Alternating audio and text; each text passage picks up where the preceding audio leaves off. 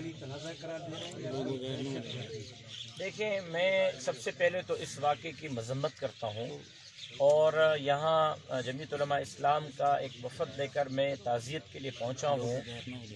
جو حال احوال مجھے مرحومین کے ورثاء سے ملا ہے وہ اس واقعے کو قبائلی تصادم قرار نہیں دے رہے بلکہ دہشت گردی قرار دے رہے ہیں کہ جن لوگوں نے یہ کام کیا ہے ان کے ساتھ ان کا کبھی کسی قسم کا کوئی قبائلی تصادم نہیں رہا۔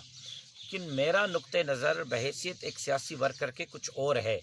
میرا نقطہ نظر یہ ہے کہ آخر ایک منظم سازش کے تحت وہ کون سی قوتیں ہیں جو سندھ کو قبائلی، لسانی، مذہبی اور مسلکی بنیادوں پر لڑانا چاہتی ہیں۔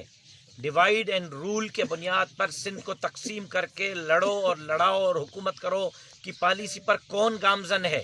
کون چاہتا ہے کہ یہاں کا امن امان خراب ہو؟ کون ہیں وہ قوتیں جو یہ لڑائیاں کرا کر بے گناہ لوگوں کے جنازے اٹھا کر اپنے بنگلے آباد کر رہے ہیں، اپنے سیاسی فوائد حاصل کر رہے ہیں؟ میں براہ راست مطالبہ کرتا ہوں کہ آج کے اس اندوہناک سانحے کی ایف آئی آر اس علاقے کے ایم پی اے کے خلاف کاٹی جائے، اس علاقے کے ایم این اے کے خلاف کاٹی جائے۔ یہ سردار نواب خان، یہ یہاں کے ایم این ایز اور ایم پی ایز یہ پشت پناہی کرتے ہیں ان معاملات کی تاکہ یہاں کا امن امان خراب ہو اور وہ ایسے لوگوں کی پشت پناہی کر سکیں اور یہاں پر اپنے سیاسی مقاصد حاصل کر سکیں۔ میں یہ مطالبہ کرنا چاہوں گا کہ اس کی جوڈیشل انکوائری ہونی چاہیے اور ضلع سکھر، ضلع شکارپور، ضلع کندکوٹ کشمور، ضلع گھوٹکی یا دونوں ڈویژنز لاڑکانہ اور سکھر کی پولیس کا مشترکہ ایک بھاری بھرکم یہاں آپریشن کرنا چاہیے اور پولیس کے ساتھ رینجرز اور آرمی کو بھی یہاں پر بھیجا جانا چاہیے۔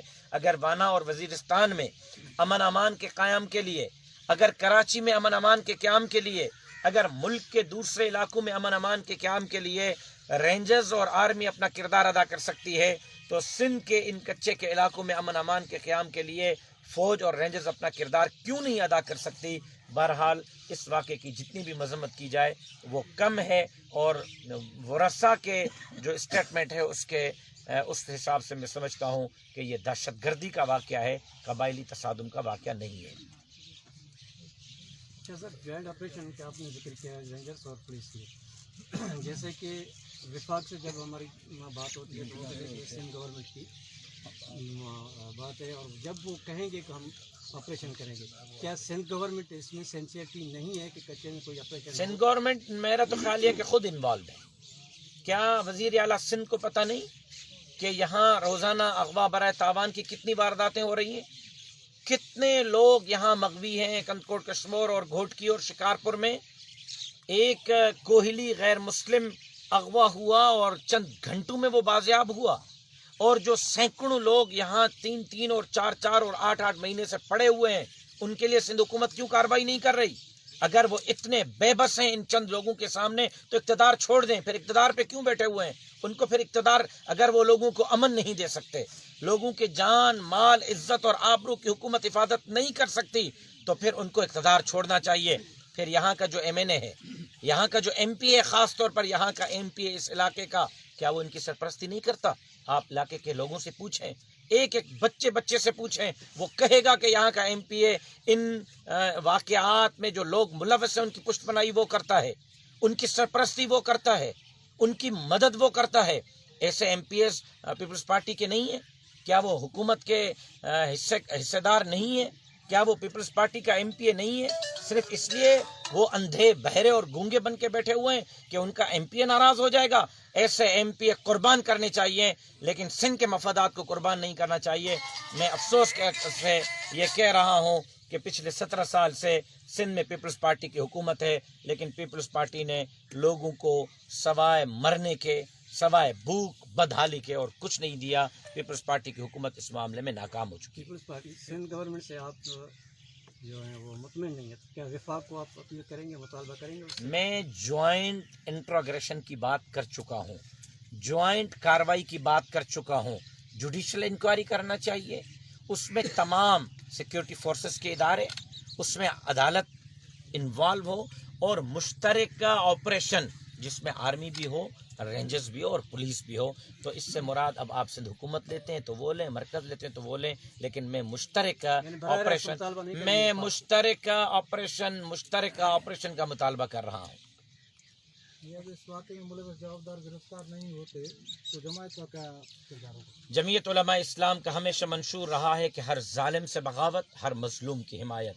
ان کے ساتھ ظلم ہوا ہے، میں ان کے لواحقین سے نہ صرف اظہار ہمدردی کر رہا ہوں، ان کو یقین دہانی کراتا ہوں کہ جب تک ان کو انصاف نہیں ملتا وہ اس معاملے میں جو بھی قانونی، اخلاقی اور جو بھی جائز اقدام اٹھائیں گے، جمعیت علماء اسلام کو اپنے ساتھ وہ انشاءاللہ اس معاملے میں پائیں گے.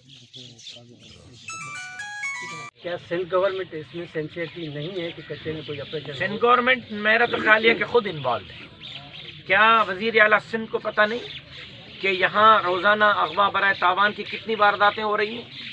کتنے لوگ یہاں مغوی ہیں کنکوٹ کشمور اور گھوٹکی اور شکارپور میں. ایک کوہلی غیر مسلم اغوا ہوا اور چند گھنٹوں میں وہ بازیاب ہوا، اور جو سینکڑوں لوگ یہاں 3 اور 4 اور 8 مہینے سے پڑے ہوئے ہیں، ان کے لیے سندھ حکومت کیوں کارروائی نہیں کر رہی؟ اگر وہ اتنے بے بس ہیں ان چند لوگوں کے سامنے تو اقتدار چھوڑ دیں. پھر اقتدار پہ کیوں بیٹھے ہوئے ہیں؟ ان کو پھر اقتدار، اگر وہ لوگوں کو امن نہیں دے سکتے، لوگوں کے جان مال عزت اور آبرو کی حکومت حفاظت نہیں کر سکتی، تو پھر ان کو اقتدار چھوڑنا چاہیے. پھر یہاں کا جو ایم این اے ہے، یہاں کا جو ایم پی اے، خاص طور پر یہاں کا ایم پی اے اس علاقے کا، کیا وہ ان کی سرپرستی نہیں کرتا؟ آپ علاقے کے لوگوں سے پوچھیں، ایک بچے سے پوچھیں، وہ کہے گا کہ یہاں کا ایم پی اے ان واقعات میں جو لوگ ملوث ہیں ان کی پشت پناہی وہ کرتا ہے، ان کی سرپرستی وہ کرتا ہے، ان کی مدد وہ کرتا ہے. ایسے MPs People's Party کے نہیں ہیں؟ کیا وہ حکومت کے حصے دار نہیں ہیں؟ کیا وہ پیپلز پارٹی کا ایم پی اے نہیں ہے؟ صرف اس لیے وہ اندھے بہرے اور گونگے بن کے بیٹھے ہوئے ہیں کہ ان کا ایم پی اے ناراض ہو جائے گا. ایسے ایم پی اے قربان کرنے چاہیے، لیکن سندھ کے مفادات کو قربان نہیں کرنا چاہیے. میں افسوس سے یہ کہہ رہا ہوں کہ پچھلے 17 سال سے سندھ میں پیپلز پارٹی کی حکومت ہے، لیکن پیپلز پارٹی نے لوگوں کو سوائے مرنے کے، سوائے بھوک بدحالی کے اور کچھ نہیں دیا. پیپلز پارٹی کی حکومت اس معاملے میں ناکام ہو چکی. پیپلز پارٹی گورنمنٹ سے آپ جو ہیں وہ مطمئن نہیں ہے، کیا وفاق کو آپ